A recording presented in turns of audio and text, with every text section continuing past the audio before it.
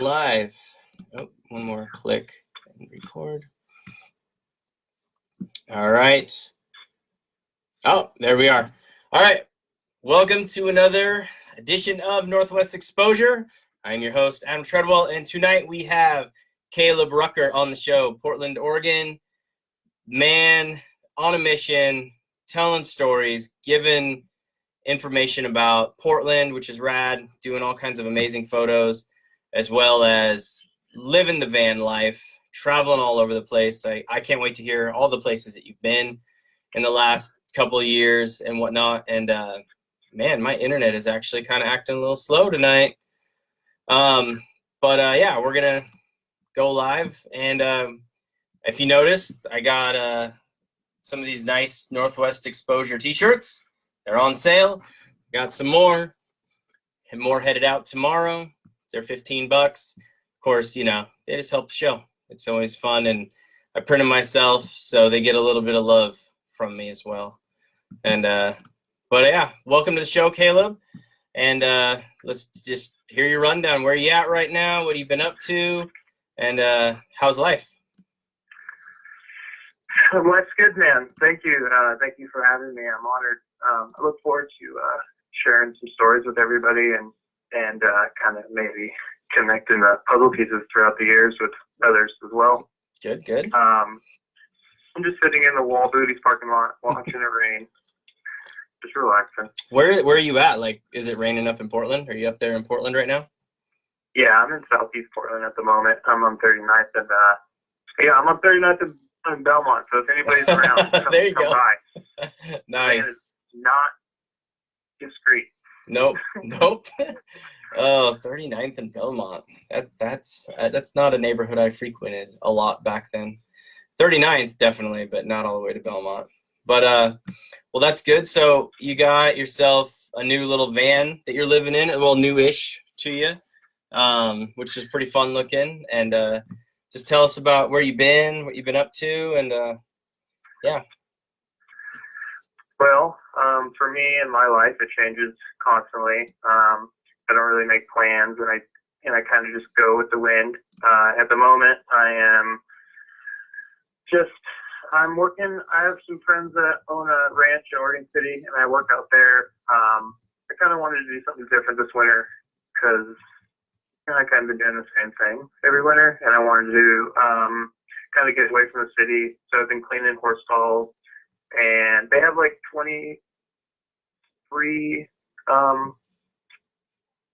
about 24 people that board the horses up there. So it's really nice. It's quiet. There's 100 acres. Wow. It's just really pretty. I mean, it's, I do a lot of hard work, normal farm stuff, and as well as just clean and feed and let them out when it's sunny. And it's just beautiful. That's rad. No, that's awesome. I know how I do some interesting landscaping / home taking, land caring about some people's land now, and it's definitely the life. Yeah, working outside is it's key to mental and physical as well. I mean, can't keep me inside. Exactly. Yeah, but in between, I just started, I've known him for 10 years, but I just started on the 1st of October. So I'm looking forward to this winter being, I guess, more productive. I'm closer to the,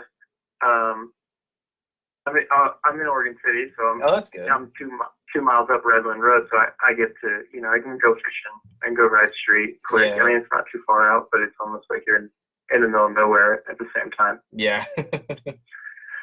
Yeah, no, that's funny. My sister-in-law lives up in Beaver Creek area, and it's the same thing. It's like you're kind of out in the sticks, but you're not too far from, living the Portland life and whatnot. So, which is good. I can't not live that life. That's who I am. That's maybe who I am. Oh, I bet. I know it. So, well, for a lot of you listeners out there, Caleb does. He called it on his Facebook. It's Portland History, or on Instagram, I should say. Now I'm messing it up. Portland History, is that right? Yeah, it's Portland Okay. history. Okay, Portland history. And he goes through and takes photos of buildings right before they're about to be torn down or while they're being torn down, and gives a little bit about the history of a building and whatnot. And it's really something that's rad. Like, I've been watching you do it since you started, and I'm a big lover of architecture. And hell, I almost was an architect at one point in my life. But a big lover of old, that older housing, older buildings, and architecture and everything. And when I saw that you were doing that, man, I was just like, dude, this is amazing. Like, thank you so much. Yeah, tell us about it, man. What got you into it? What brought you to it? I mean, were you taking photos before you got into it, or did that happen together, or after you were like, inspired by it? Oh, thanks, man. That means a lot. It's nice to hear from other, like yourself, to hear that. That's pretty much what a large amount of the reason why I do it is to hear people like yourself say thank you. Yeah. And I guess it all started, I've always taken pictures ever since high school. My grandfather taught me how to shoot photos. All right. He was a photographer as well. And it's weird because everything just, kind of just happened all from BMX. Everything is stems from BMX. Oh, I love hearing that. Which is very interesting, because Yep. I would say I started taking it was I guess the project's been kind of secret since 2004 until just up until 4 years ago, but around 2003, 2 or 3, riding street every single day, all day long. Mm-hmm. We're on a different block every second, so you're seeing everything at any moment. Yeah. It's just always new. Yep. And I started noticing them knocking down buildings, but at that time they were doing it a little bit more more aggressively, without, there wasn't security guards, there wasn't fences, there wasn't notice of appeal, there wasn't any there wasn't really anything. It was just and no one really noticed either, which is kind of weird. But I would always notice these here come around the corner, right spot, and it's not. Yeah. And we were like, were we just here yesterday? And whether it's a riding spot or a go-to spot to just get away from, life. Yeah. I noticed them slowly disappearing. And at that time, it was film, so it was a little hit or miss of what you were shooting and how you wanted to shoot and what, because you don't want to waste your film. Yeah. So I started shooting. Well, a lot of it was with my eyes, just seeing how they go about it, seeing what they were doing, collecting this information in my memory, and just continue riding, yelling at construction workers, and kind of just noticing this. And I was like, I'm going to start. I guess the history has always been in my bloodline, but I always look ahead. I'm always 2 steps ahead. So I was like, well, if I start shooting photos of this, then people can see what the real Portland, or the last of the real Portland, used to be. Yeah. And I kind of look at it at that time, which I still do, is I look at it when I'm long gone, my photos will be appreciated. Yeah, definitely. Like the photos I appreciate that I look at now. Yeah. Well, one thing I hope that your photos go further than that, in the sense that the people that are moving into Portland right now, I don't foresee it lasting. I don't see that economic style, that just go out and spend your money type of lifestyle working for very long. And the jobs that are in Portland and stuff, it's all consumer jobs. And I just don't see that lifestyle lasting for too long in Portland. And I hope, and Andy and I talked about this a little bit, and I hope to see that the steel mills will come back, the shipping yards will come back, and then maybe it'll bring a new breed of people in that maybe one day will then see your photos and ones like them and go, hey, you know what? Portland used to be way more beautiful with the way that the buildings, the architecture, and whatnot. And maybe in a sense, when they go to demolish the buildings that are being built now, because Lord knows they will, that they bring back a different style of Portland again and whatnot. And I just kind of hope, maybe it's just wishful thinking, but maybe one day that, you know, they'll bring that look back to Portland rather than this condo, you know, flat walled, you know, bullshit. Shit. Yeah, it's garbage. Yeah. No, it's nice to hear you say that. You know, I never really heard anybody say it like that. Nice. And you're right. You're right. It's not gonna last. This is Toontown. This is just a made up Sin City bullshit. It's not real. No, it's just not. A marketing thing at the moment. Let's blow it out and destroy them, and then we'll move to the next place. Yep. Ruin that, but to see that, you know, come back, the steel mills, the wood, just the lumber, like, there's no lumber, like, I mean, I guess, like, maybe a Cicada, there's, like, a lumber mill, but they're all shutting down. I mean, all the docks, you know, so it's like, to see that come back would be beautiful. Exactly. And it was such a long history of Portland that I hope that this quick 15-year, 20-year process of becoming a consumerist city just says, you know what, whoa, what are we doing? We need to get back to the Portland that we once had. Because the thing about it is that, you know, I feel like growing up in Portland, I always felt like it thrived in that sense. And it was hard. It was a hard life, but it was a thriving, I don't know, almost happy life. If everybody was comfortable. Exactly. Things were civil. It wasn't messy. Yeah. No one, even if you were like a full-blown alcoholic or junkie, you had your own apartment. Yeah. Like. Yeah, exactly. Same homeless people you would always talk to. You would know the same guys for the last 20 years, you know. Yep. It was never, no one was like, it was hard and dark. Yeah.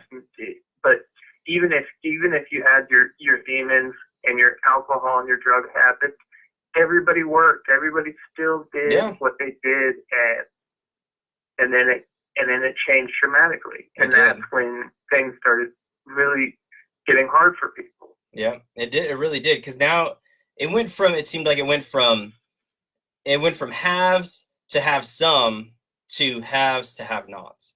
And it's sad. It really is. Because, I mean, we grew up in Southeast Selwood, and we were part of that hard working, nose to the grindstone, white trash, and you know, but it was good. It was good. And you're right. Everybody had a home. Everybody lived civilly. And like a perfect example is my friend's dad growing up.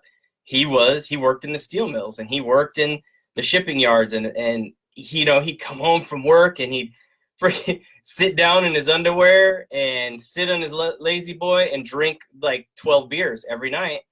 But at the same time, it was like he had a home, he provided for his family, and his job was hard, but fuck, man, at least he was doing something that provided something to this world.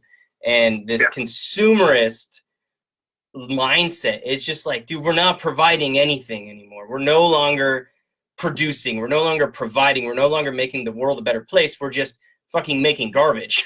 It's just like literally making trash. Status. It's all status. Yeah. It's like, oh, can you, like before, like you said, white trash, it was just, that was life. It wasn't about like, it wasn't like we were sectioned. It was just like, if you happened to have a dirty house with a bunch of shit in the yard, that was just, it was normal. Yeah. But like, but now it's just your gross and white trash. But before it was just like, you owned a home, you can have whatever you want in your yard. Yeah. You want a toilet and a car and a BMX bike just on the lawn and a little dirt jump in the lawn strip. No one said shit. No. But now it's, you know, that behavior is not gentrifiable. I just made up a new word. I like it. But it's just like, it's sad because, you know, we work hard here, which we don't know many people anymore that own their own homes. No, I know. But if you own your own home, you should be able to do whatever you want. And if it's not good enough for the neighborhood, that it's not pretty and trimmed up and, you know, like curb appeal, you go fuck yourself. Like, no one is living to make their, you know, like, we're living. Yeah. Like, Portland is just, it was living. Exactly. And no one had curb appeal. I mean, you might have had a nice house or a crappy house, but no one was judged. No, exactly. Like, unless you're from like, I don't know, Garthwick or Forest Heights. Or, yeah, exactly. like Oswego or something. Yeah. No, I know. Well, it was always funny growing up in Selwood. I know. It was always funny growing up in Selwood because you have the railroad tracks that run through the edge of Selwood.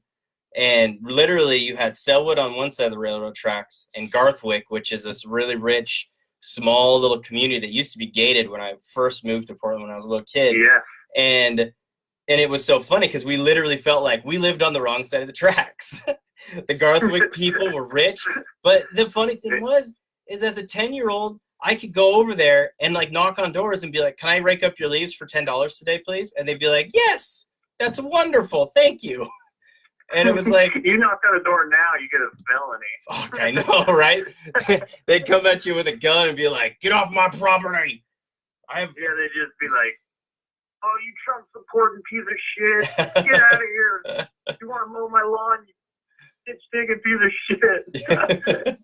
Oh, man. Oh, no, never talk to each other anymore. Remember we had a community? I know. There used to be those here. I know it, man. And it was crazy. Like everybody in like growing up in Selwood, almost everybody knew everybody, and you just don't get that anymore. And like, I mean, I'm even fallen victim to it myself. I live down in Medford, and the people that all lived around me, we rent, but they were all homeowners, but none of them would talk to me for like the longest time. And like I said, I'm not like super like outgoing and chatty and talkative, but none of them would strike up a conversation or even look at me. And it seriously took 5 years for me to become friends with all the neighbors on my street. Damn. Yeah, it was insane. I was just like, this is nuts. That's hard for a young kid, Yeah, exactly. It's already hard enough being a kid. It's like prison. Yeah, exactly. Terrible. I know it. It's like you should have that established and bond with those kids immediately. Yep. I know it. It's crazy. So, well, back to your stuff and your photos.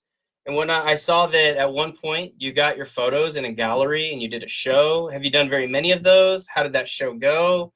Tell us if you're going to do another one.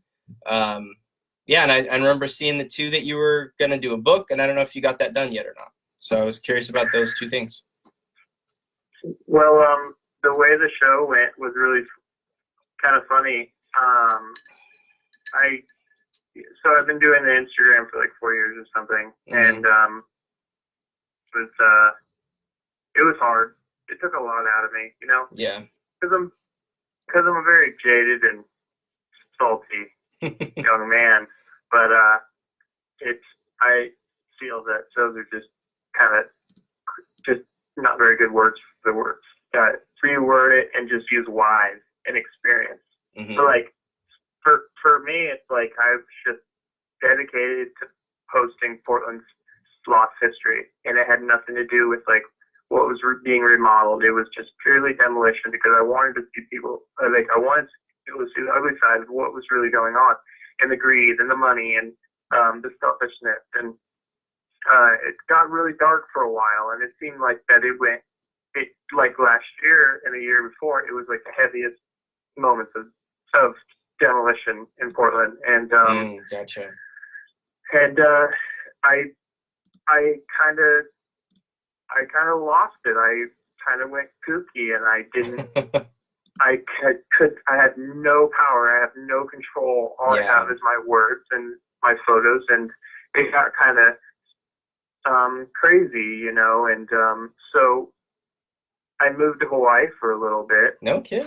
Couple months, yeah. Nice. And I needed to get away. I needed to just get out of here because I'm already mentally just sort of a wreck anyways. But so I come home and I kind of didn't touch, Portland History Project for like 6 months or something or more. Mm-hmm. And then I started posting some stuff, and Bill at Cobalt Studios, I got an email saying we have an entryway at our studio. It's a 2,500 square foot studio, and he's like, we have this gentleman doing a project on homeless, and when he's done, we would like to welcome you a spot. And I was like, yeah, sure, Nice. I'll come down. And so I came down and talked to him, and he said what I was doing was really, really, really cool, and my photos were amazing, and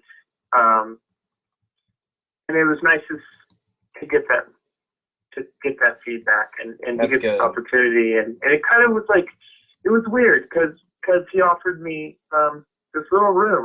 My van is bigger than it, and I noticed that he told I could only have 5 by 10 photos, and then I was like, no, I was like, my photos are worth the size that they need to be to be appreciated.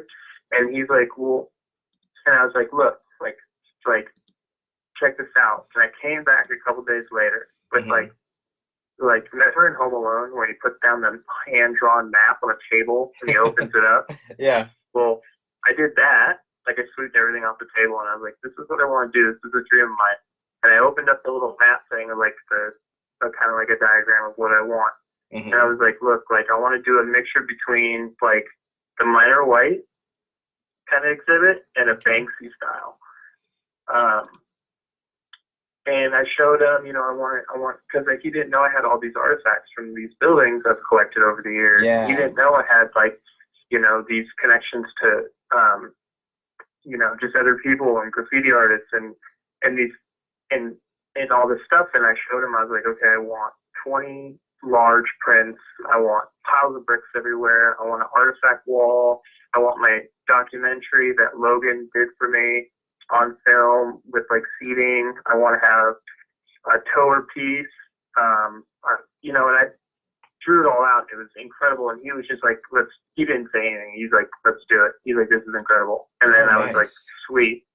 Like, that's perfect. And then all of a sudden he got a call.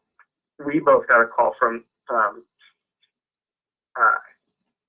Samantha at Oregonian. She's a journalist. And they heard what I was doing.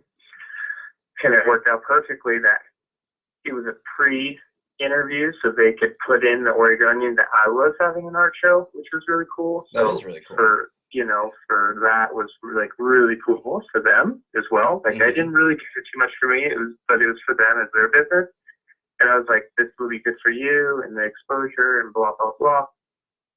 So I sat down with Samantha and we did 3 interviews, and she would do the voice recording interviews. And I know how the media is, and I don't trust them. And I'm like, look, like I told Samantha, I was like, look, like don't make me look like an asshole, and don't make me look like some just arrogant, like I'm not like a historian because I'm not like certified or I have a degree or whatever. Maybe just like some little punk kid. And she saw passion in what I was doing, and I was like, just. And then she turned her recorder off, and she was like, well, maybe I shouldn't say this. Well, she was like, hey, what would... Yeah, you're going into non-recorder time right now. If she turned the recorder off. Yeah, she turned it off. She's like, what would I have to do to get into these buildings with you? And I was like, well, what are you doing later? And then that's as far as I'll go because I'm not putting her job on the line because what she did was she put her career on the line for me to get the story that was printed in the Oregonian, which was exactly how it was. And you know what I mean? Like if somebody was to, instead of doing it or saying it or hearing it from somebody, doing it themselves and using my words with their experience, if that makes any sense. Yeah, no. So that was like pretty amazing, and just to share this with another person that was I guess like I said, like logging this information for the future. Yeah. This is the last of the old Portland's history that probably we'll look back on and be like, that was it. That was the ender of, and this this time it's going to be recycled through the next 100 years or so. But like this was the last. It was like minor white, and then some stuff in the 70s and 80s, but it wasn't anybody like too crazy about it. Mm-hmm. But I feel like, well, there's no going back, and there's no going back. I was like, oh, I got to take the picture again because like it's blurry. Yeah. We're like I mean that's it. Yeah, no, it is. So it's very true. To me, that's the way it worked out, and to have the show, it went incredible. It was beautiful. Hundreds of people showed up throughout 4 days of 4 days. Thursday, Friday, Saturday, Sunday. It was springtime. Doors were open. Donations. The stories were beautiful. I had no hipster, yuppie, gentrified people at all. No, Good. Not one showed up to the show. It was all just locals, Oregon locals, like just pure, natural, like beautiful people. Nice. Just with amazing stories and the thank yous. I couldn't, I never knew, after doing this thing for 14 years, how much appreciation I get those 4 days from just like taking pictures. I captured people's youth. I captured people's love. I've captured people's first apartments. Yeah. Hospitals. Oh, I was in this hospital. Or, wow, you shot that photo. I lived in that house. I lived in that house in the 70s. Oh, wow. Or like, oh, we had our kid there. Or I fell in love. I got married. So it's like, or that bar. Like, yeah. We capture everybody we know. Yeah. Be like, oh yeah, like that. Yeah. Well, that's my whole youth there. That photo you posted of the Gladstone and I think it's 26th market or bar. I mean, the pub right there on Gladstone and 26th. Like I lived a long time at 29th and Gladstone, and so I rode past that bar all the time. My mom used to go down to that bar, and it was just. Oh, wait, is that the bar at the end of the universe? I don't remember. No, it just said pub. 7-Eleven oh, it just says pub on it. Yeah, it was. Yeah, but the 7-Up. Yeah, and I was on Gladstone, and I grew up a lot of my life just a couple blocks right from there, and like, riding past it every day. And when I saw that, it flooded back all these memories. Like, I mean, hell, I remember when I broke my knee when I was 13, and I'll never forget. I had to walk up the hill right before it, because I did it on the street, and I had to walk up the hill and hobble up the hill right before it to get home because I couldn't pedal sitting down one-footed up the hill right there.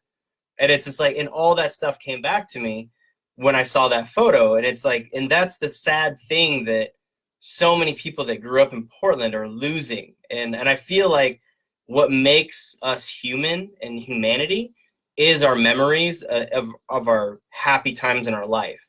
And even the sad times. And if we completely demolish and take away an entire city, then all those people will begin to feel, in a sense, kind of lost. And they begin to feel like they don't have a home anymore because their memories are being demolished, literally.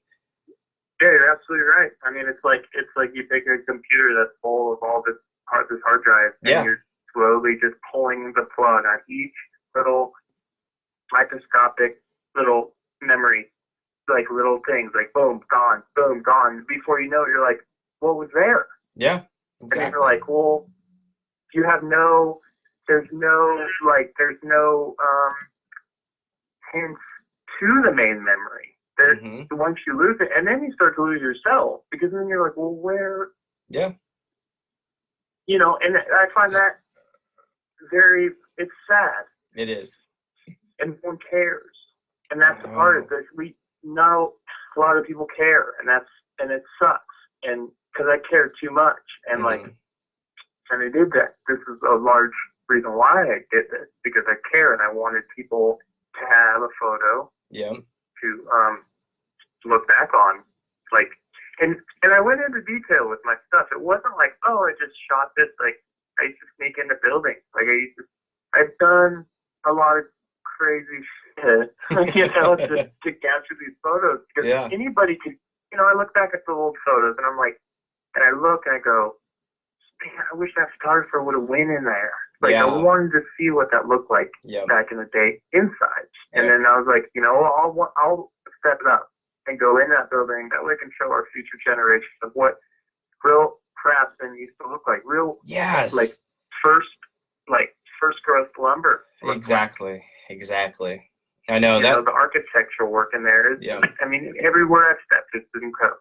Yeah, exactly. And well, and like, I got to hand it to you, man. I mean, it's just stepping back a little bit, but good for you for, you know, just jumping right in there and being like, you know, to that, the guy that put your show on. Good for you for going in there and be like, no, this is how I want to do my show. This little tiny room will not do. So bravo on that. And then bravo on, you know, talking to the news anchor lady and being like, no, this is the story I want told. And I want to make sure this is told. Otherwise, I'm not going to do it. So those two things right there are huge, man. So bravo to you. Kudos. That's rad. And, but you're right. It's like, and then I was going to say too, it's really rad. Like some of those photos that you took, I mean, you're on basically beams in the top of a freaking building that it's being demolished. And I guess, you know, your go home or die kind of attitude on your bike maybe kind of took you into those buildings, you know, because, your riding is definitely wild and ballsy. And, you know, I'm sure that kind of helped be like, yeah, I can probably climb that wall and get in that window. I guess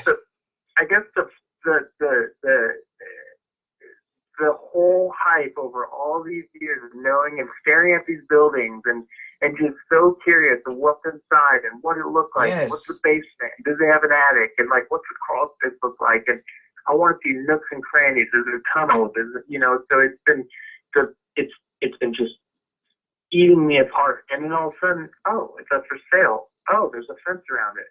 Mm-hmm. Well, I'm going in. Like, this is it. Like, I want to see. Yeah. And yeah, you're right. I've walked beams. I've walked across roofs that no human should walk across without a harness, or not even at all. Because, you know, I will say they started the security because of me. No, really? We didn't have security guards in any of our demolished areas until I got in trouble. I didn't get in trouble. I never got caught. I'm too sneaky to get caught. But when you post stuff on Instagram and Facebook, it all comes back to you. Yeah, that's true. I got a call from the chief of police one morning. Oh, and wow. He left a voicemail saying this was, I said, believe it like David or something with the chief of police, and he made a call back. Mm-hmm. So I was like, shit. And I called him, and he said, is this Caleb? And I said, yes, it is. And he said, this is Baldwin, chief of Portland Police. And I said, hey, how are you? And he's like, I'm doing good. He's like, I see that you're in our building. And I was like, you tell. I was like, what are you? He's like, yeah, I see. You have some pictures on Instagram. You sneaking around in our building around NATO on the waterfront. And I go, correct. And he goes, yes, there's incriminating evidence that I did this. he's like, I really appreciate what you're doing, and it is truly amazing, and your photos are beautiful, but I can't have you sneaking into our buildings or anybody else. and I go, thank you. Yeah, and I exactly. I was like, oh, you got it. And I was like, is there any way I can get like a tour? And he's like, well, I would, but like, and I was asking, and I was like, hey, do you think you can call me back and leave a voicemail and like saying all that stuff? Because it kind of looked into the future of like, you know, what my art show would have been, and I wanted to have that on loop in audio. Yeah. And but yeah, it was really well. He was really kind about it because he was the Portland local as well, and he didn't. A lot of the people that work for the city are still seeing the damages financially with their home, with their lifestyles, with their family, so they could really, you know, see where I'm coming from. Yeah. And they appreciate it, whether they work for the law or not. I mean, it's so it was really nice to have them say that. And then, of course, like I was like, oh yeah, I'm not going to sneak into any more buildings. So you don't have to worry about that. Yeah. And so, you know, 200 builds later, I gave it up. You know, I think my last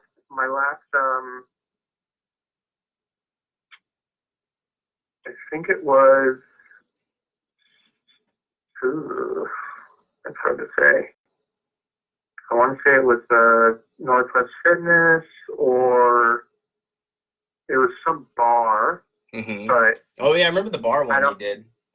That was really cool. So many, like, there is 2 stories a lot of people would like to hear, and I really would like to share. Go ahead. Them, and it was one where I almost died. Oh no. I almost drowned in concrete, and then wow. and then another one was a big black shadow I saw at Centennial Mill. Ooh. So I go, make them quick. No, you're fine, man. We got all night. So I want to start with let's just start with the concrete mill. So you remember when the 40 on the warehouse underneath the 405 on the east side burnt down last year? No, I didn't actually know about that. Well, I guess it caught fire. The rumor has it that homeless people were camping under it, and it set fire because it was like kindling, pretty much. It was just the old, really, really old. It was one of the last, I believe it was the last waterfront warehouse on the east side. And they had done like Grimm and, you know, just those stupid Portland shows, filming in there. And I knew that, you know, I snuck around there and knew that they had some potential for some good photos, and it was like one of the last ones. So after the fire, I was like, I'm going to go down there and get some old, crusty, burnt, charred fire shots. Nice. And then I show up, and there was a security guard, and then they had the security guard posted up in like kind of a pod to live there. Oh, crazy. And there was burnt cars everywhere. It's beautiful, and it would have been a great shot. And I was like, okay, well, I'll park the car like a block away, and I'll sneak in the backside. And the backside was a concrete mill.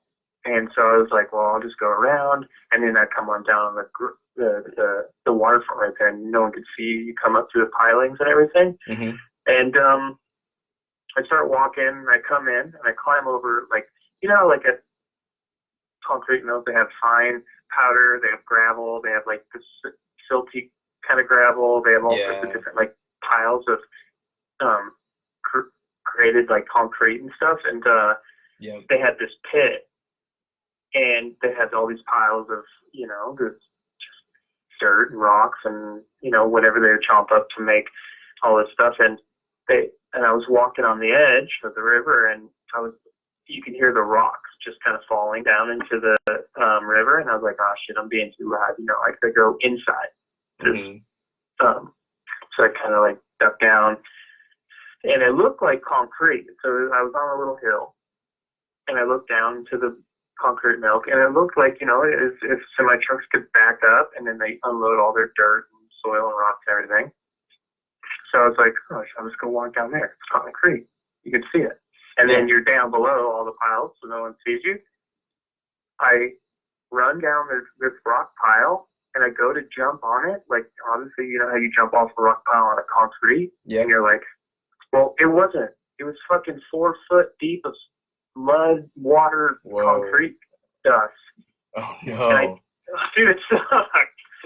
And I remember putting my foot on it in that moment when you realize that that's not fucking solid. Yeah, and your ground just kind of gives way. Yeah. And I remember my foot just sinking in, and I was like, oh shit. And I face planted, and I went under for a second, and I pulled back up, and I go, oh shit. And it was weird. It was warm. It was oddly warm. And I feel like there was a lot of lime and concrete mixture in there. Yeah. And I couldn't touch. In my backpack with all my gear and my tripod were weighing me down.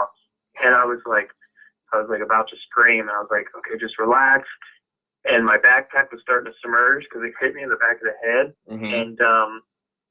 And I, you know, I had my gloves on, my jacket, and like my beanie, and like I had my gear, my flat, like all this shit. And like my phone was in my back pocket. Oh, no. And I was like, it's a phone.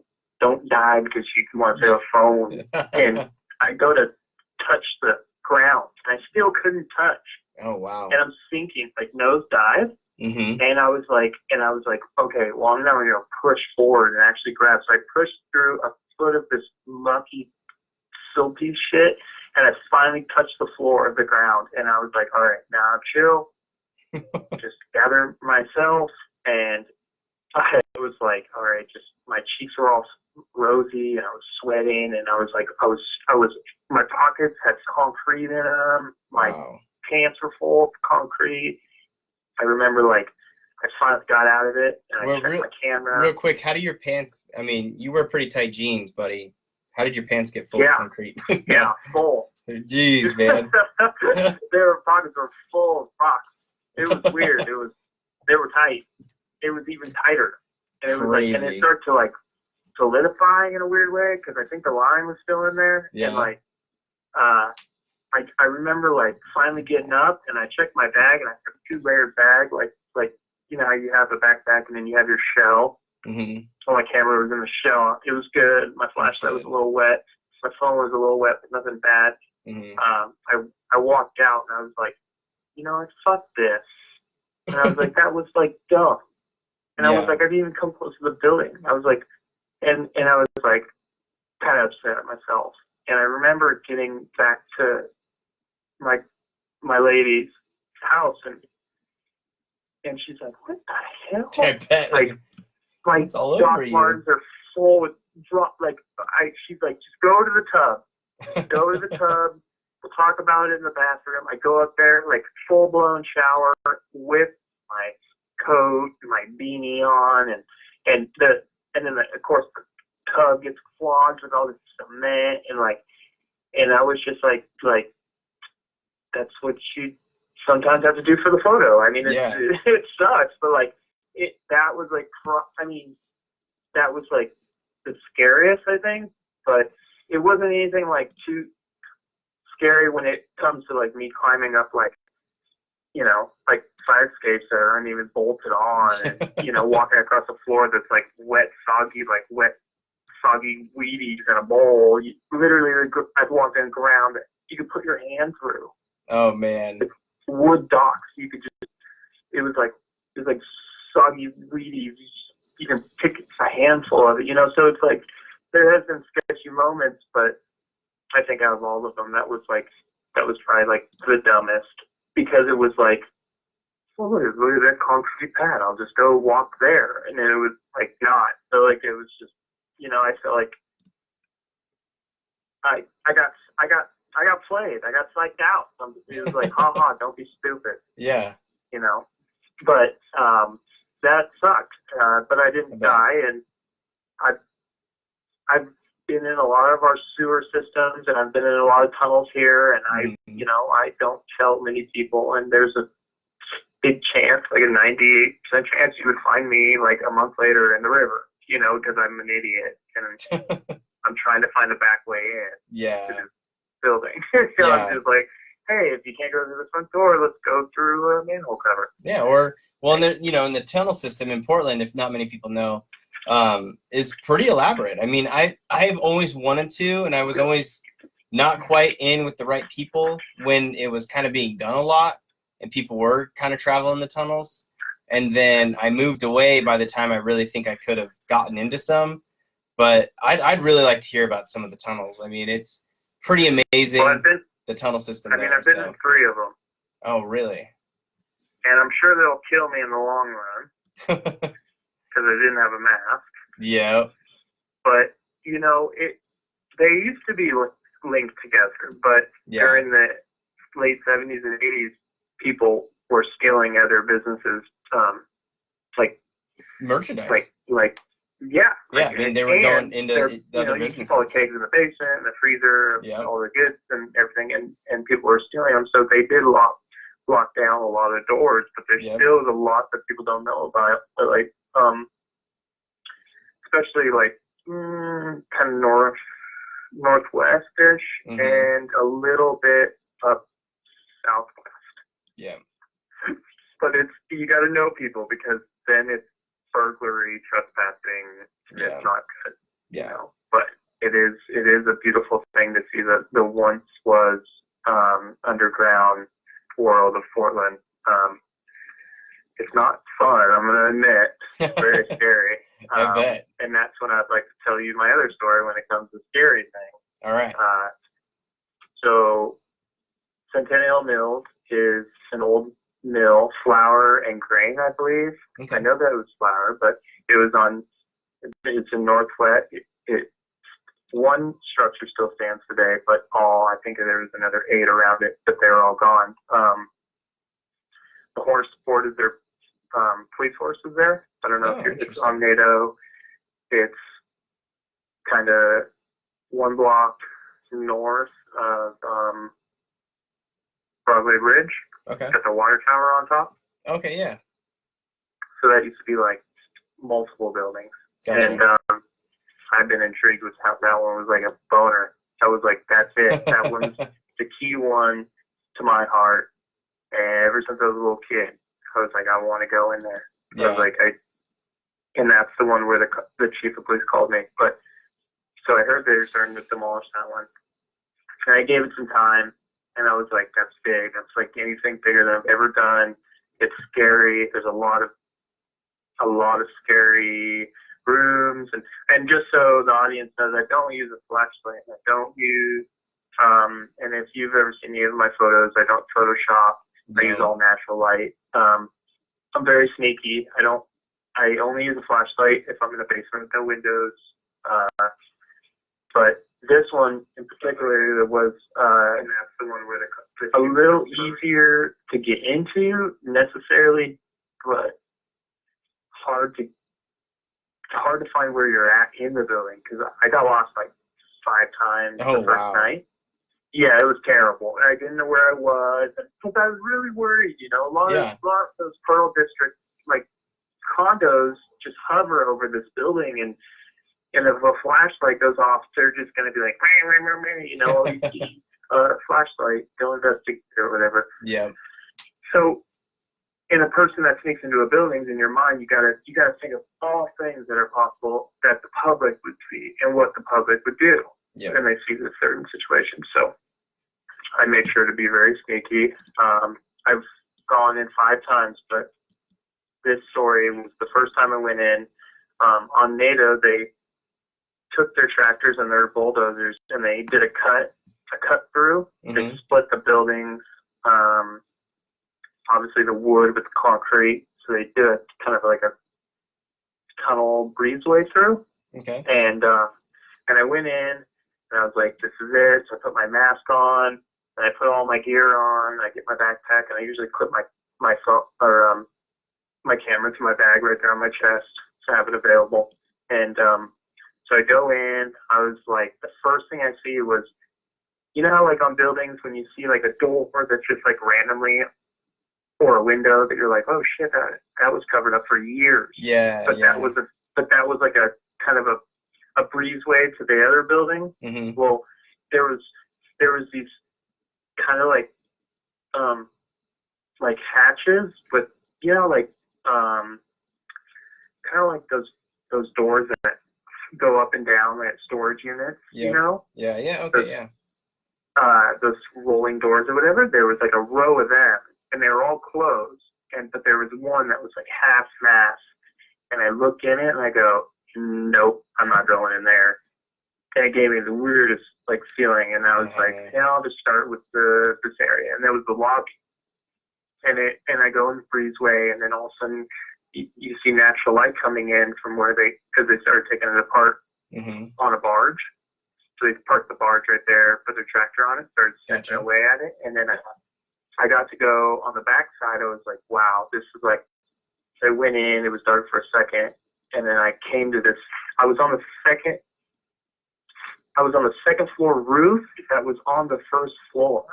It was weird. It was a trip because they kind of stair step when they demolish it, and I was like, this is so cool, you know, and just feeling so sneaky and like a goody and like just all this, you know, and then I was like, all right, I'm gonna go into this building and then go into the flower building, and so blah blah blah, went around, opened doors, went through windows, and then I got to the top, and I look out a window, and I was like, okay, cool. So I'm looking northwest, and okay, I'm looking at the pearl, so I knew where it was. So I go, all right, well, I turn around, I see the stairs, like a switchback stairs set, Mm-hmm. and it was all wood, original, like, it's beautiful. Everything was like Oh, wow. fur and like it was just, everything was wood and steel. And then I would go, oh shit, like I know these stairs in OPB, they had a walkthrough, and they kind of told the history of the building and stuff, which was really cool. And I recognized that photo from when I was younger, like the video of them walking down that stair set. I go, oh, cool, I'll just walk down this because I know where that went. And I go down the stairs, and it's just getting darker and darker and darker. And I'm on the 5th floor, so it gets darker and darker and darker. And I get to this end of the stairway, and I was like, I guess this is the first floor. Yeah, and I was like, cool. She'd been going, okay, I'm going back. Pitch dark room. I was like, shit. Oh, so I took my flashlight out, and I was like, well, I usually just plug my flashlight and just open up like a pinhole, so I get a little bit of light. Yep. And I look over, and there was a door half open, like a roller door. And I was like, oh, okay, let's go check it out. Where am I? I go under the door. I look up, and I go, holy shit, I'm in that room I didn't want to be in. Oh, no way. I came through the building, and now I'm in that room. And I was like, what the hell? I was like, how did I get in here when I was on the other side of the building? Like, I just got, like time traveled from one building to another, not doing anything. And then I was like, and I looked down, and I was like, this is a beautiful photo coming from, like, this reflection. And you see, like, cranes and condos while looking out of a demolished building. So I was like, I'm going to shoot this. Shot that. Went back into that room because there was a big, beautiful steel machine that had a conveyor on it. So I was like, oh, I'm gonna shoot. That's beautiful. And I put up my camera, I'm like 4 seconds in on the exposure, and I hear footsteps, and they weren't friendly. Ooh. And they were coming from the breezeway, and I go, fuck. And they were like, kind of like sloshy, mixed with like pick up your feet when you walk, but like it was almost like something was really sad and depressed, and it was like dragging its feet, and it got closer and closer, and I was like, well, couldn't be. Security guards aren't allowed in here. Transients wouldn't be in here because they have the construction workers get here at 5 in the morning, and it just got closer and closer, and I was like, fuck. So I turned off my camera, and I put it on clip it onto my backpack, and at this point I'm just sweating. My cheeks are sweating and shit. I'm just like, oh, please be a cop. And then I get up on one knee, and I hear the footsteps stop, and I go, okay, I'm gonna run out of the building. I'm gonna run, go right, and just right leave. And did you have that feeling? That bay door. Did you have that feeling like where you just didn't want to turn around? Like you were just like, no, I don't even want to turn around and see who or what this is. Did you have one of those feelings? But if that was the case, that would have been it. But it was on my right. Okay. So I ran into it. Oh, it was to turn. I remember going under the bay door, and I go to run, and I run into this big. It was like 8 foot tall black shadow, and it stopped. It had no face, no distinct. It was just a black, it's fucking black shadow through. You couldn't even see the darkness behind it. You could see the darkness of this dark shadow within pitch black I was in. Oh. And it stalled, like I scared it, like it didn't. And I looked and I said, dude, what the fuck? Oh. And I took my flashlight out of my pocket, and I go to flash my light at it, and something goes, just don't, just don't do that. Yeah. And then all of a sudden, this thing takes 2 steps to its right, hides behind a wall, and just stares at me. And I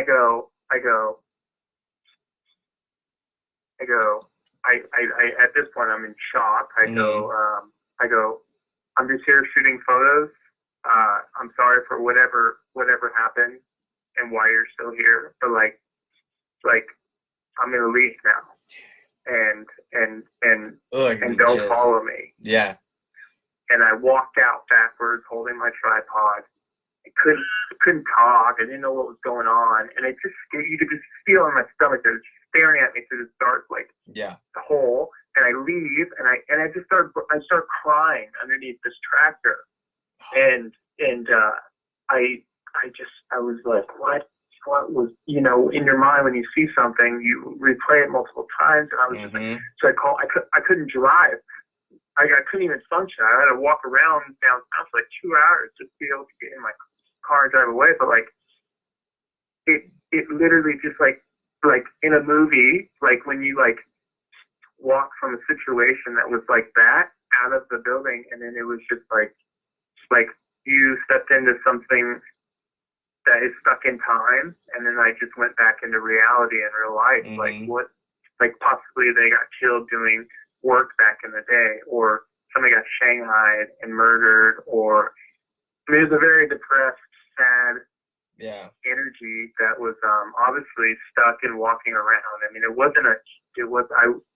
at this point, I wish it was a human. I wish it was a being that was like present with us, that could have been like I said, dude, what the fuck? And it silence. Yeah. I scared it. So if you, as a human being, don't get scared in a situation like that, then good for you. That's great. But like in those situations, nobody, if that was a graffiti artist or a junkie or a tweaker stealing metal or a security guard, I would have got shot. Or he would have been like, whoa. Yeah, exactly. Like a Scooby-Doo scene it would have been. But not, it was silence. And it was like, there was so much power behind it. And I feel like that is a lot of people are really interested in that story because of the photos. Because I have a photo of that photo came out. Unfortunately, it didn't come out in my picture, but I shot a photo during that I have, when he was walking towards me. I was shooting a photo, and then so like to capture that, I told my friend Jason and Eddie, and I told a lot of people, and a lot of people were like, "Take me. I want to see what you saw." And I go, "No, you fucking don't." No. I was like, at all. No. It's not fun. No. And so I did go back 4 other times, and I took my friend Jason Smith, and he's gone to a few places with me that are more of the iconic places, and I really wanted him to enjoy something. He's a close friend that really appreciates what I'm doing, and I trust him, and I feel like I can't trust a lot of people, especially when it's sneaking in that aren't sneaky, and just he gets it, and I want him to experience this first one with me, and I took him in, and nothing really happened, and it was a better adventure because it was a little less scary, less chaos, but we, those stairs that I walked down, that switchback, well, Jason and I were walking, we were at the very top, and you can hear it raining, and of course, when it rains in a demolished building, you can hear all the rain that trickles through the building that has been leaking for centuries. Yeah. Just forever. It's a forever leak on the river, and there's ferns growing everywhere. And I was like, he's like, "Did you hear that?" And I was like, "No." And he's like, "Listen," and you can hear a raindrop go drip, drip, drip, drip, and it was consistent, the same melody. And I was like, "Oh, it's just the rain," because I showed him where it's come from. And then it changed. It was like drip, drip, drip, and then you hear footsteps coming up the stairs. Oh. And I look at him. I was like, he's like, "Let's go." And I was like, "No." I was like, you you want to see this shit? I was like, this is it. We're gonna sit right here, and you'll possibly see something. And he's like, dude, I want to get out of here. And I was like, you wanted to see this weird shit, you know? And then from there, we kind of calmed down. It stopped, and we found our way on the roof where we got to, enjoy,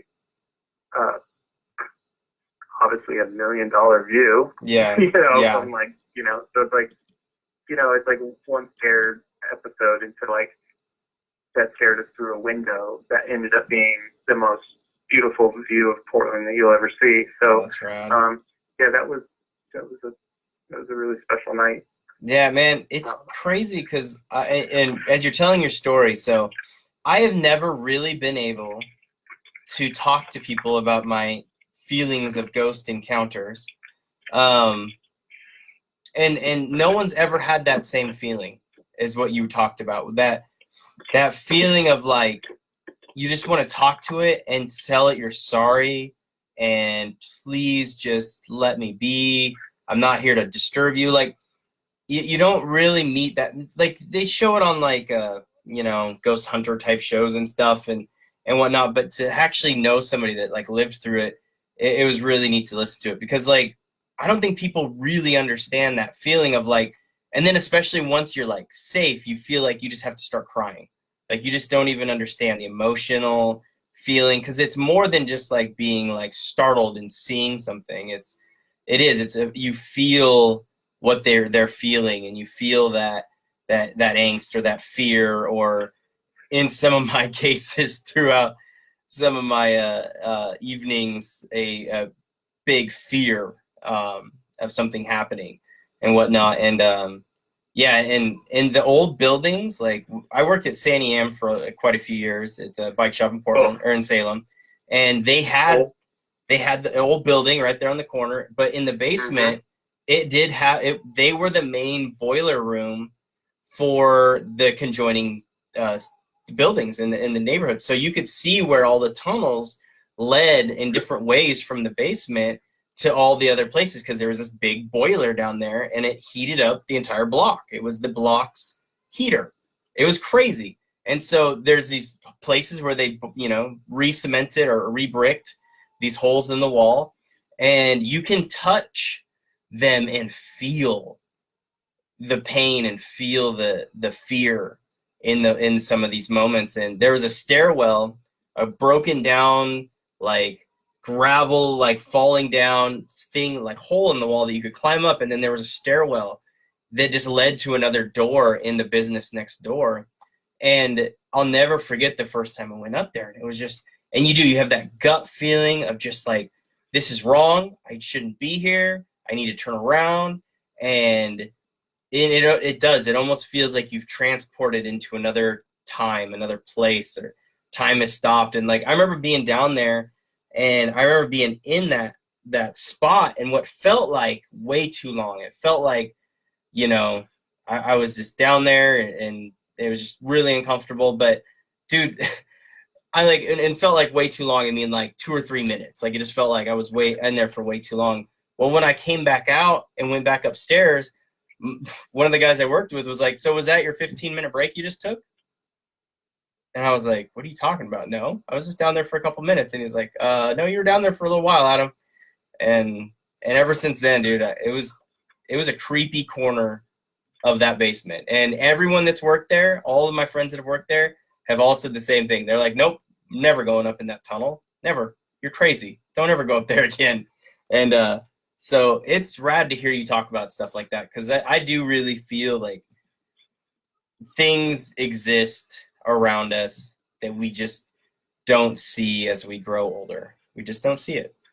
My wife thinks I'm crazy when my son used to be like, saying, like, my mom died in 2005, and when my son could start talking, he saw a picture of my mom on the wall, and he literally was like, "Oh, I know her." And I'm like, "What? What do you mean you know her?" I know her. "No, Alistair, you've never met her." And "No, I know her." And like he pulled me into his bedroom and was like, she comes here and sits on my bed, which is crazy because the night she died, she came and sat on the edge of each one of our beds, all of our kids, and it was like it just floored me. I mean, I dropped to my knees and started to cry because him to say like, no, she sits on the edge of my bed. I was like, no, because like I said, man, when she died, every one of us kids, we all felt like she sat down next to us on the edge of our bed and just sat there with us for the whole night. And it just blew me away. So I fully believe you that, yeah, like, oh man. I think that some people that have a clearer look on life and aren't so lost in the world that we see, I think people that are not like that, I think people like that they see things more like clearly that the rest of the people can't see. Because I do feel like as children, so I don't know about you, but I know as a child, it's all about children and animals when it comes to those exactly certain things. Exactly. Seeing. And I don't know about you, but when you were a child, did you see things that people didn't see? Yeah, because I pay attention more than most kids. Mm-hmm. I'm more aware, and of like, I did, but they didn't make sense till now. Mm-hmm. But I noticed that they were weird. But like you kind of have to like wait your turn to figure it out, and then experience certain things in life for that to make more sense. And then it all kind of started making sense. But the weird thing about that is it's basements and attics. Yeah. For me, I'm fascinated with basements for some reason because it's the first thing built and it's the last thing standing. Oh, that's an interesting way to look at it. I like that. So and that's where all that shit happens. Yeah. But I guess I've seen from that story that you could add, dozens more from what I've seen and experienced, but I think that's the most saddest and pure. Like it wasn't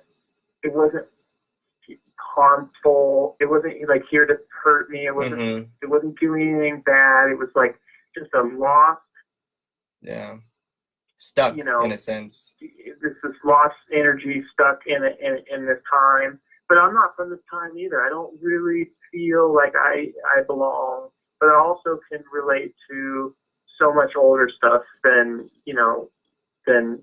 most people. But yeah, I just feel I've always been that way too. Not, it's like you just pay it. All it is paying attention. Yeah, it's everywhere. Yeah. It's like you might not be a believer, but if you just pay attention. Yep. Just open up your eyes, put your phone down, stop staring at fucking Netflix. Like just stare. Yep. At the wall, or like look at just like people like you hear a story. The guy's like, oh, I put this knife here every night and it disappears. Weird. Somebody cleans my house in the middle of the night. Some dumb shit like that. Yeah. It's like, no, dude, something weird's going on. Just investigate it. It's fun.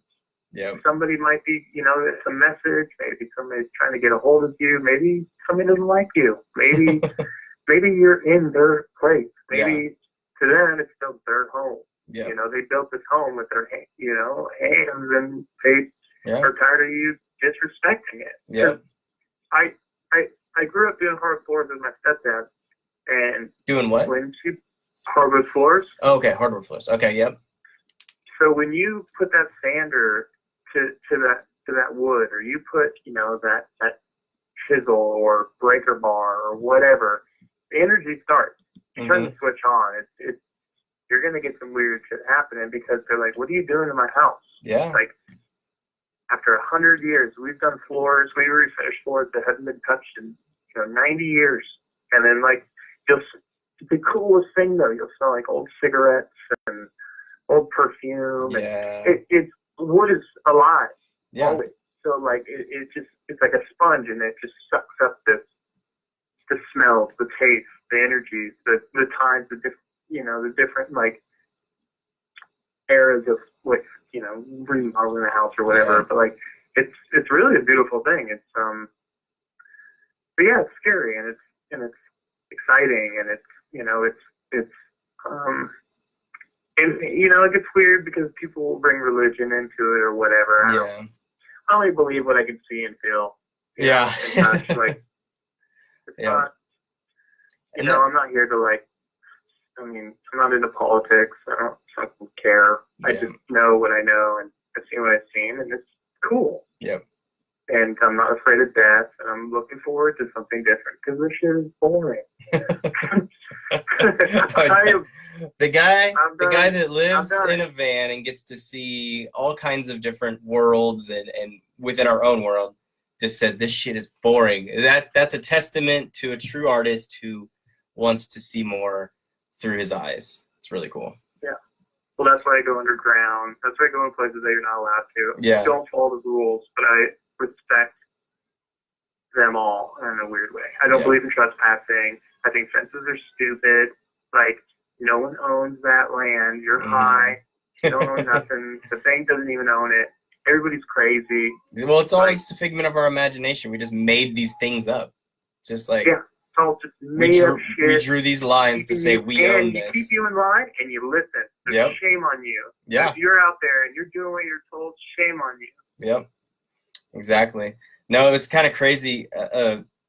Speaking of like wood having like a life and a feeling. So my great grandfather and his brothers built a bunch of houses down in Terrabella. They were all orange grove and olive tree farmers back in the late 1800s and early 1900s. So my aunt was just selling my great grandma's house and grandpa's house that he built and his brothers built in 1903 with their own two hands.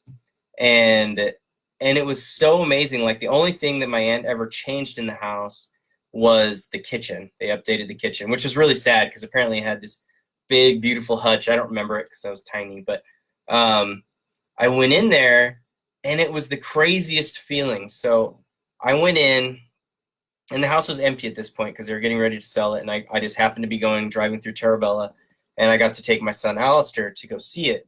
Well, it was the craziest thing. One, and this is just kids and they just do it, but my mom and my brothers and sisters all grew up. It had one of those, like, you walk in the entranceway, you had a hallway, and then a walkway into the living room and another walkway at the end of the entranceway, so you could run circles. And it was so funny. My son immediately just started running circles around this little wall. And it was so funny because my brother and sister were like, oh my God, we did that. Mom did that. That's so crazy that he immediately just started doing that right when we walked in. And the crazy thing too was like, I seriously had never been in the house except for one time when I was a baby. But like I went in and like I knew which room was my grandma's room. Or my great grandma. I knew which room was my grandma's room as she was growing up as a little girl. Like I just like was asking my aunt. I was like, oh, so this I bet was my grandma's and grandpa's room, and this was this room, and it was such an interesting feeling. And like I had this crazy feeling over me the whole time, like almost like I belonged here. Like I needed to come back here. I needed to be in this house. Like there was a part of me that wanted to buy the house somehow and like live there. But then the one thing, it was the weirdest thing.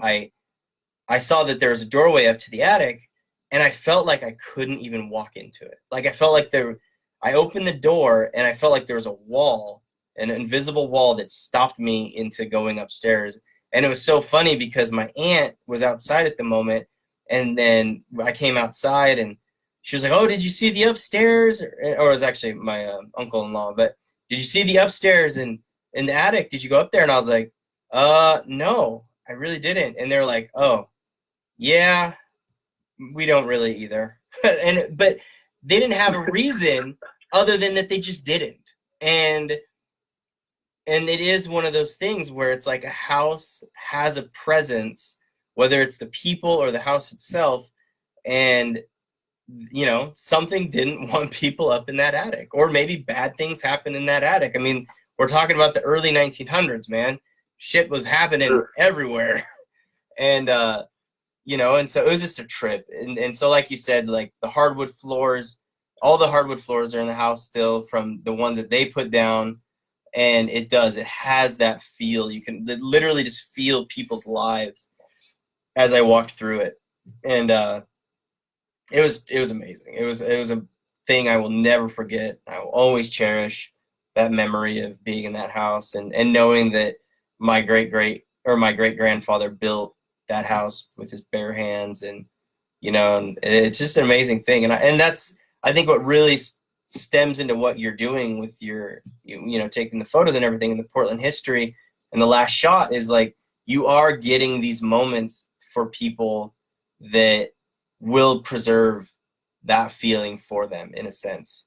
And it's amazing. I mean, and like, I know, you know, that house will probably get torn down at one point and it'll be gone and it'll be sad because like there was like a history and a family in that house. And it's just really cool. That's, I guess, going further into why I really respect what you're doing and enjoy seeing what you're doing with the Instagram photos and all that stuff. And back on the original thing, are you going to publish a book?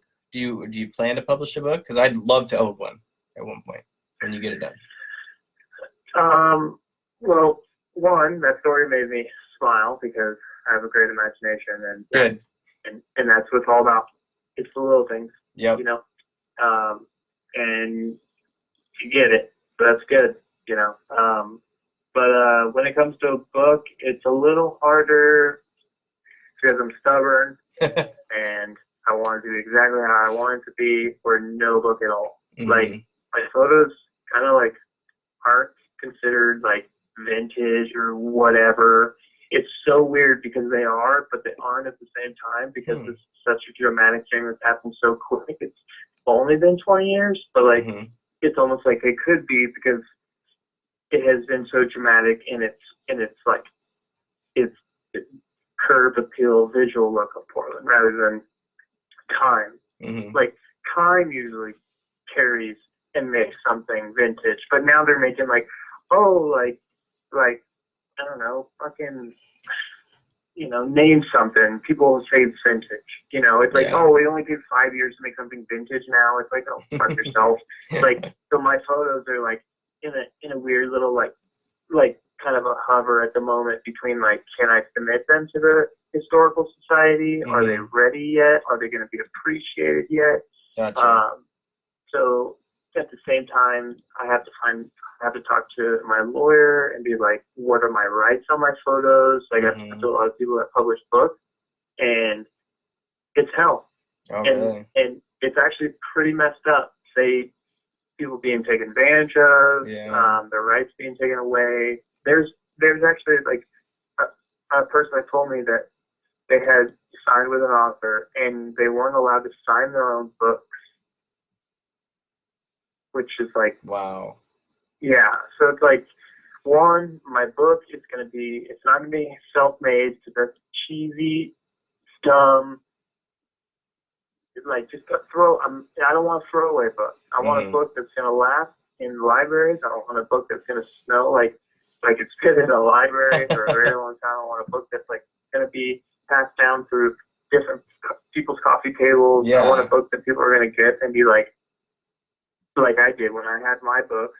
I take them and I actually go to that spot and hold the book and be like, oh, that's what was right here, you know, like physically get up off your ass, take your book, like a pink, green, yellow, orange little markers, mark the pages of like which street, you know, it's just like, it's fun because it's like, it's such a dramatic change within, you know, 60 years, like 50 or 60 years, that like nothing's really recognizable at all. But there are a few and far between. But when it comes to the book, it's very difficult to try to figure out like my rights mostly, because I really want to have a book signing. I really want to have like a hardback.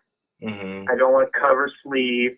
I don't want a book that when you open it, the sleeve falls out and then you just want to throw it away. Like I want a book that's like, when you hold it, you go, that's a book. Yeah. Like that won't settle.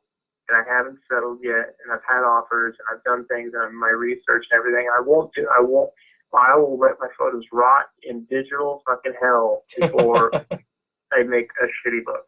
So I put it on hold. I don't really give it any energy at the moment, but Gotcha. I have my photos are safe, you know. Good. But yeah, I don't really. I guess I'll sit on them. Yeah. Maybe when I die, somebody will make the book and make $1 million and be that asshole. And then maybe you'll come back and haunt them a little bit and be like, God damn it. Exactly. There you go. Maybe a kid will go and shoot photos of all these condos that are vintage at that point, and then it'd be like, wow, these buildings are so old. Yeah. I took after this guy that shot photos. I took after Minor White. So it goes Minor White, me, and then who other dumb dipshit's gonna do it. Yeah. But that's pretty cool. You gotta look at the head ahead. Like, you gotta go, that will probably be exactly how I look at all the people. Well, unfortunately, a lot of the books that I have are made from people that either got photos from like a garage sale, or they found it at Goodwill, or their their parents had these photos, or the family had photos, and then they're like, oh, this is a good book. You gotta be in it to give it away. You can't just be the outsider that just grabbed it and be like, okay, yeah, look, here's the history book. That's not fair. Yeah. Maybe you don't know what the fuck you're talking about. You got to be in it. You got to do it. You got to give it your all. And that's if this book comes out in my lifetime, people are going to know that I gave it my all. That's good. That's good. Well, I really look forward to you doing it one day. And it's rad. I really enjoy it.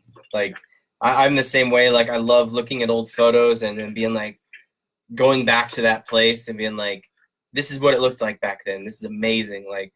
It's just, I think it's just, I don't know. And when you said earlier, you feel like you're, you don't really belong to this time. And man, I feel that way every day, more and more, as our world is changing right now. It's even my mom, when I was a boy, I was probably 12, and one day she was and my grandpa died when I was a little boy.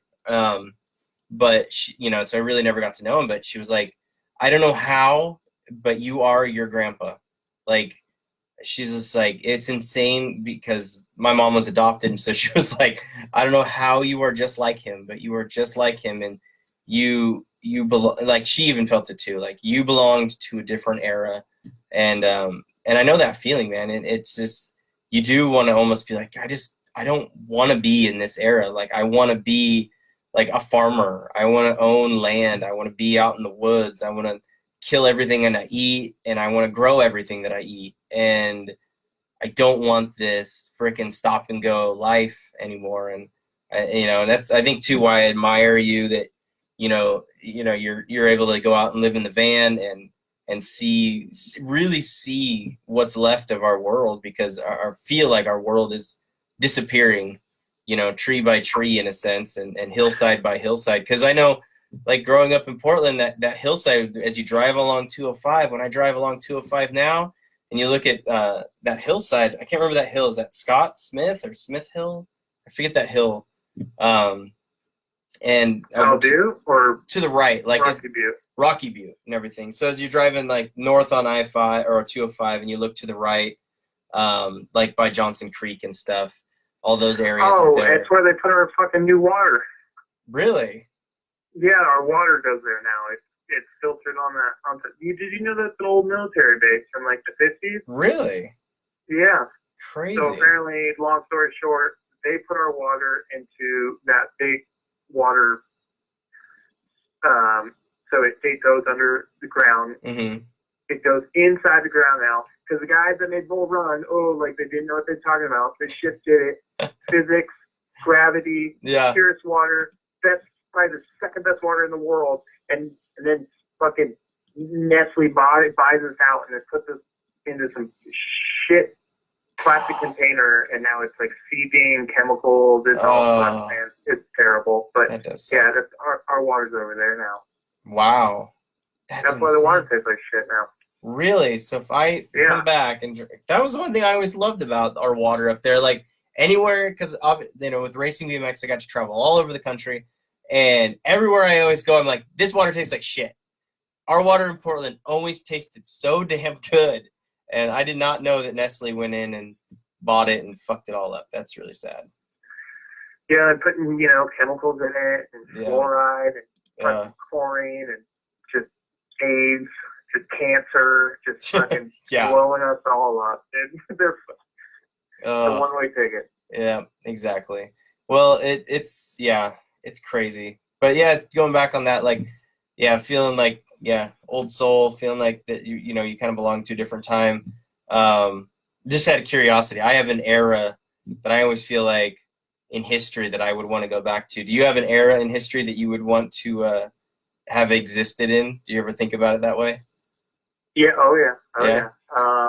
Mine is 1864 to 1922. Oh, nice. That's basically my same era. Yeah, late 1800s to early 1900s. And maybe it's, I don't know. Maybe it's like, that's cool. I mean, a lot of people will say, like, you have no idea, the measles and the mumps and the chlamydia and the diseases and the filth and what's the difference than now? I know, honestly, fuck, dude. Everybody's got fucking cancer. cancer. Work hard and not complain. Yeah, and everybody's got cancer. Stop being a little bitch and just, because, like, they got sick. Like, people get the flu here and then die. Yeah. Now. Yeah. We have everything to keep you alive till you're 100, and you get bit by an ant and then you swell up, or you have like peanut butter and you die. Like what's the difference? Yeah, but it was real. I want to see what real used to be like. I want to see what real men and women look like. Yep. Like, I want to see what proper mannered children look like. I want to see what handmade shit to last a lifetime look like. Well, and I want to be able to build my own house. Like, to say, like, you can't do that, like, unless you're a real contractor, right? And you have tons of money, you can do that. But, like, I want to be able to say, like, I built this house with my two hands. Like, and it's just not even really feasibly possible anymore. And it's like, and that's like, it's just sad. It's just like, dude, like, we have nothing that we take pride and ownership in anymore. And honestly, I mean, this is kind of why I think podcasts are becoming so popular, because it's like this one last outlet that, people can express themselves, that they feel like they have control over, and that they feel like they can build, in a sense. But anyways, that was a totally different tangent. But no, keep doing it.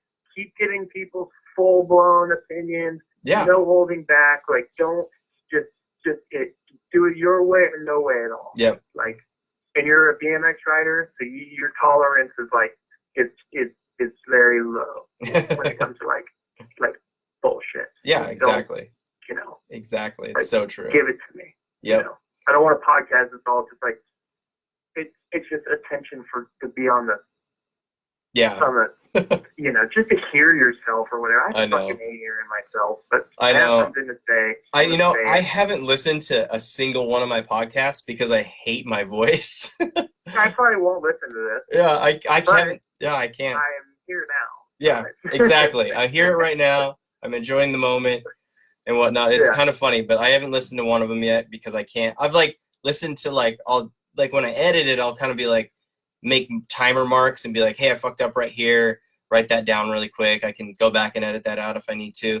And so I'll like hear like snippets of it, and I'm just like cringing as I hear my own voice. I'm like, this is horrible, but I don't care because no, you're doing good. You don't stutter. Your voice, your questions are good.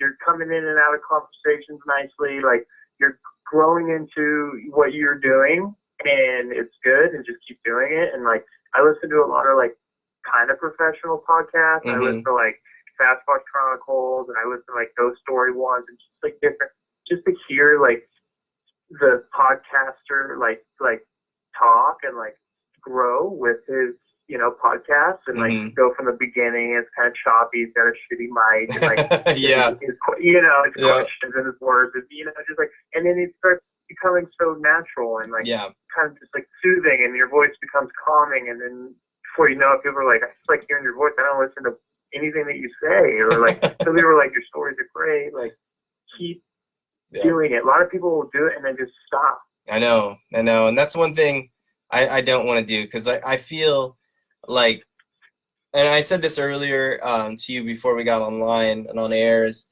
I just feel like there's so much that happened in the late 90s and the mid 2000s for BMX riders, and like even for you, how you took BMX street and you were just this hardcore thrasher punk kid and took it into this amazing story and history that you're able to tell now with your artistic view of Portland. And like everyone else too, it's like everyone had this amazing moment in time in BMX in Oregon in the Northwest, and like everyone took that bike, in a sense, those two wheels, they took those two wheels and took it to where they are now, and they're still living off of that feeling and that love for the two wheels in a really big way. Because I mean, hell, like everything I do still revolves around these two wheels. I mean, it really just does. And you know why? Why? Because we're lifers, man. We're lifers. We're lifers. We are. We're not no fucking posers. No. This is life. That's the way it goes. And exactly. If you can build your foundation at a young age, life is going to go well. Yep. And it is all going to stem from BMX. And it's not because you don't ride every day, you're not a BMXer or whatever. Like my friend Fudge rides trails once a year, and he'll ride better than half the dudes that ride trails that I know. And he doesn't crash. And he's just like, and he's an amazing skater. So it's not about riding every single day. But I will say, when we were younger, riding every single day was pretty amazing. It really was. I mean, I could ride every day. It's not going to be the same because no one calls me or whatever, but I don't. I ride alone every day. But, yeah, no, you're right. Some of the best times of my life were from, like, 99 to 2006, and then some other good times around 2010 to 12, like. But yeah, you're right. It's some of the best times BMX has ever seen. No, it really was, and I feel like, because the old schoolers, in the late 70s through the 80s, they really did build an amazing thing of the friendship and camaraderie, and they really started that part of our sport. And whether you were racing BMX or you were at the pool doing, riding the pool and that kind of stuff, it really did start kind of this brotherhood and family. And then I feel like as it went into the 90s, BMX died. I got air quotes in 89. It died and then came back to life in like 95 and 96 and stuff, is what they say.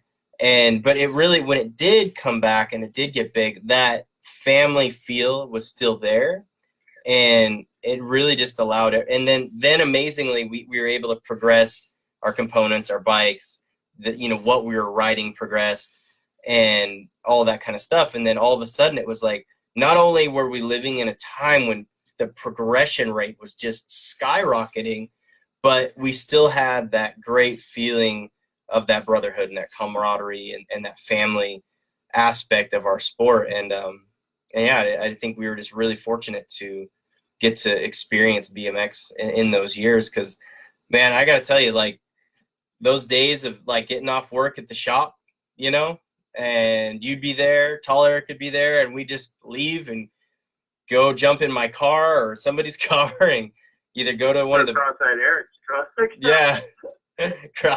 Exactly. And it was just amazing times to just be like, all right, let's jump in and we're going to this spot. We're going to park right here on 82nd, and we're going to ride all the stuff on 82nd. Or we're going to park right here. We're just going to go right over to Powell and hit all the stuff on Powell. And it was just, it was a time in our life, I think, that we all cherish. I mean, the guys that we all rode with, Tall Eric and good old Squatch Lord, Eric, Cross-eyed Eric. And it was just Dan. Hambone. Yep, Hambone. And yeah, man. It was Ken. Yeah. Like Maganelli. Yeah, man. It's I can't stop smiling. I know. Literally me too. The best, like if anybody ever knew that when Bethwick's was around, it was Bethwick's, Bike and Hike, and Gresham Bike.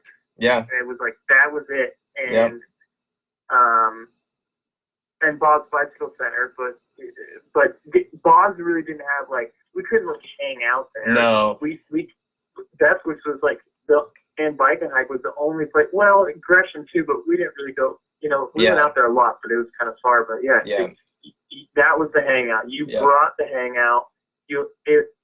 I mean, between the BMX rats that actually stole and were like scumbags, but like you let us hang out, we watched BMX videos. Like it was, you made a place for us to be and hang and get to know other dudes as well. And and I think we all thank you for that, because even if you talk to some riders to this day and you say Bestwick bikes and you say like Tall Eric and shit and like just a flood of memories will come back like you just did to me. I'm just like sitting there smiling, just like remembering like just because like, you know, I worked there when it was I worked for a bike gallery and bike. Oh, that's right. When it became bike gallery, and like I got to work in there, so it's like, remember when we go back to history? Like I was in the steps as a customer, some BMX shithead, and you were like behind the counter building bikes, being professional, blah, blah. And then like, you know, like 15 years later or whatever, I'm in your position, doing the same thing, trying to like build the community for these kids that are coming in, you know, wanting BMX stuff. And we had some really good times. Remember when MTV made, we were going to we met up for the interview. Did you ever get that job? No. You know what's funny is, so my brother-in-law, his name's Dustin Golden, but he used to go by Dustin Blackwell. And I asked him, I was like, had you ever met Caleb? Because I was telling him that I was doing the podcast tonight. And he's like, no, but I did meet him. I mean, he knows you, and he met you a few times. And he's like, yeah, I remember when we did the MTV Made cast thing, and you brought me with you. And I met him there, and I was like, holy shit, I forgot about that. And I was like, holy crap, I forgot. Like, I almost was on MTV Made like 3 different times, and I didn't get any one of them. Tyler Brown got one of them, and Warwick Stevenson got the other one. And then the third one, it ended up going to a freestyle guy because the girl wanted to learn a backflip. And oh, that's right. Because well, Corey, she already did. Remember it was a long time ago where she did the flip, and it was kind of like I had figured that they wanted to do something different because there was kind of already a woman in freestyle that did the flip, but I was like, oh, they're gonna go with racing. Yeah. And I was like, oh, bummer. Like I don't race, you know. But and then when I saw you there, I was like, oh, that's perfect for you. And I was like, and then I didn't see you after that interview. No, I know. And then I never heard anything. I guess they filmed it, but nothing went through or something. Well, I think nothing went through. I think you're right. I think they filmed it. I think that was the one that went to Tyler Brown. And I just don't think it ever released or something like that. But yeah, it was kind of crazy. It would have been nuts if I was, you know, the person on MTV Made. I forgot about it completely. Like I forgot I even went to those. It'd be like being like Lab now, you know. Yeah.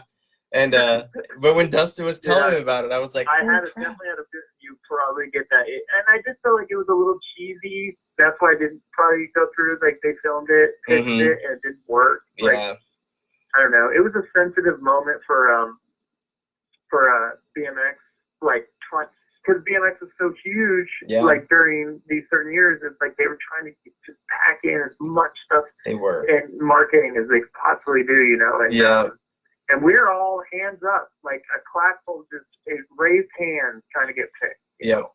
I know. And that's, you know, that's a whole different world of being picked or whatever. It is being sponsored or pro or whatever. Yeah. It was funny. I start remembering some of the questions they asked me now, and one of them was so silly and like so staged. And they were like, "Well, what if she's late? And what would you tell her if she's late?" And she said she was late because she had to do her hair. And if you had to make her do, you know, a kind of a punishment workout, what would you make her do? And I'm like, really? This is the crap you're asking me? Like what the hell kind of question is that? I'm so fucked up. I'd say something completely just like get out of the room. Yeah. Or I'd be like, I'd make her fucking manual the whole pump track first try. Yeah. Like, what do you say to that? I know. It was weird. It was really weird. Oh man. Gosh, that's funny, man. Good times for sure. Well, we've been going on for a while now about our awesome lives that are happening right now, which is awesome and lots of fun. But I do want to get into, your origin story, your where you're born, where you're raised and stuff. So we're going to go into that in just a minute. We are going to shut the live feed off. Unfortunately, for the first time ever, my internet wasn't working that great. And I know there was some chime-ins and I could click on it and it would come up and I'd be like, oh, cool, there's 18 comments. And then I couldn't they disappear. It was the weirdest thing. And then they disappear and I couldn't get them back and I couldn't get them up on my phone. It's all good. It's probably some, kids going, that guy still paint his nails. Still wears tight pants. And, yeah, right. Or he metal protects. Yeah. Yeah. So, but we're going to turn off the live feed. So I'm going to let you say anything you want to say to any of the people that were listening to the live feed because actually a lot of these get listened to later on and whatnot, which is really rad. And I appreciate the listeners for listening, even after we do the live feed and stuff.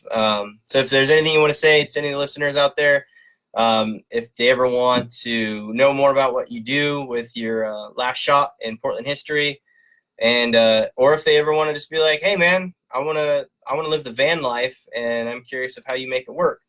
So if anybody wants to get a hold of you, how do they get a hold of you? And any last words?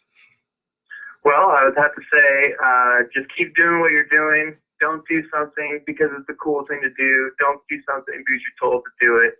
Go have fun. Keep yourself happy mentally and physically. And just, and if you do have any questions on maybe whether it's BMXing or metal typing or, fishing or living in a van or modeling or all the fun stuff I've done, you can follow me at van_rotter, ROTTER. That's Instagram. I don't do Facebook. Good for you. And my email, you can email me. It's calebrucker@yahoo.com or vanrotter, again, van_rotter at YouTube. All right. Perfect. Well, I want to say goodnight to all the people listening on the live show. I hope you guys have a great night, and we'll be back again soon. But we are going to continue on recording with Caleb here, and we're going to hear about his origin story, his life, and pursuit to happiness. Peace out, everybody. Pretty well.